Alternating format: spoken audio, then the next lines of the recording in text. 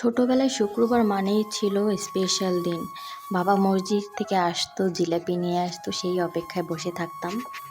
যখন জিলাপি হাতে দিত অনেক খুশি হতাম। আর মায়ের হাতের স্পেশাল স্পেশাল রান্না। সপ্তাহে একদিন স্কুল বন্ধ পেতাম, তো সেই খুশি হতাম। এখন এগুলো সব কিছুরই স্মৃতি। ছোটবেলার দিনগুলোকে এখন অনেক মিস করি।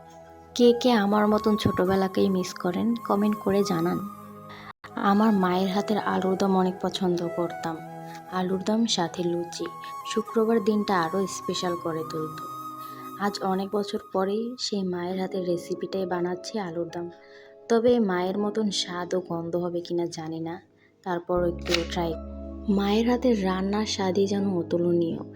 এই স্বাদ অন্য কোথাও পাওয়া যায় না। বড় বড় রেস্টুরেন্টে গেলেও যেন ওই স্বাদ কখনো ফিরে আসে না। চলুন আপনাদের সাথে এই রেসিপিটা শেয়ার করি। প্রথমেই কড়াইতে দিয়ে দিয়েছি তেল। তেলের মধ্যে দিয়ে দিয়েছি পেঁয়াজ বাটা ও আদা রসুন বাটা দিয়ে দিয়েছি। এর মধ্যে শুকনো মরিচ যেটা গুঁড়ো করে রাখা ওটা দিয়েছি স্বাদ মতন লবণ, ধনিয়া গুঁড়া, মরিচের গুঁড়া, হলুদের গুঁড়া, এগুলো আর কি সব মশলা দিয়ে দিয়েছি। জিরার গুঁড়া সামান্য পরিমাণে, চাইলে অন্য মশলাও অ্যাড করতে পারেন। এর মধ্যে আমি টমেটো সস অল্প পরিমাণে অ্যাড করেছি। তার সাথে টমেটো পেস্ট, যেটা টমেটো কাটা কুচি, ওটা দিলে আরও ভালো হয়। আমার বাসায় নেই, তাই আমি টমেটো সসটাই অল্প পরিমাণে দিয়েছি। এর মধ্যে আলু ভেজে দিতে হয় আর কি, হ্যাঁ আমার মনে ছিল না, তাই আর কি আমি আলুটা না ভেজে দিয়ে দিয়েছি। তো তারপরও আর কি মাশাআল্লাহ ভালোই হয়েছিল। এবার এই আলুগুলোকে মশলার সাথে ভালোভাবে কষিয়ে কিছুক্ষণ কষিয়ে নিব ভালোভাবে।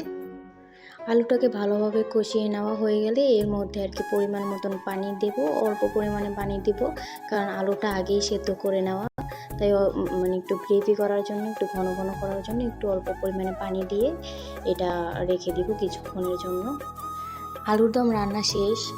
গন্ধটা একটু একটু মায়ের মতনই হচ্ছে, কিন্তু মায়ের যে রান্না ওটা তো আর করা সম্ভব নয়। তারপরে একটু চেষ্টা করলাম রান্না করার জন্য মায়ের মতন করেই। রেসিপিটা অবশ্য মাই আমাকে বলে দিয়েছে, কিন্তু আলুটা ভাজতে আমি ভুলে গিয়েছি। আলুর দমের সাথে বানিয়ে নিয়েছি কয়েকটা লুচি, যাতে আলুর দম দিয়ে খাওয়া যায়। কারণ আলুর দম তার খালি খেতেও ভালো লাগে অবশ্য, কিন্তু লুচি দিয়ে খেতে আরও বেশি ভালো লাগে, তাই কয়েকটা লুচি বানিয়ে নিয়েছি। এই তো শেষ আমার বানানো লুচি ও আলুর দম।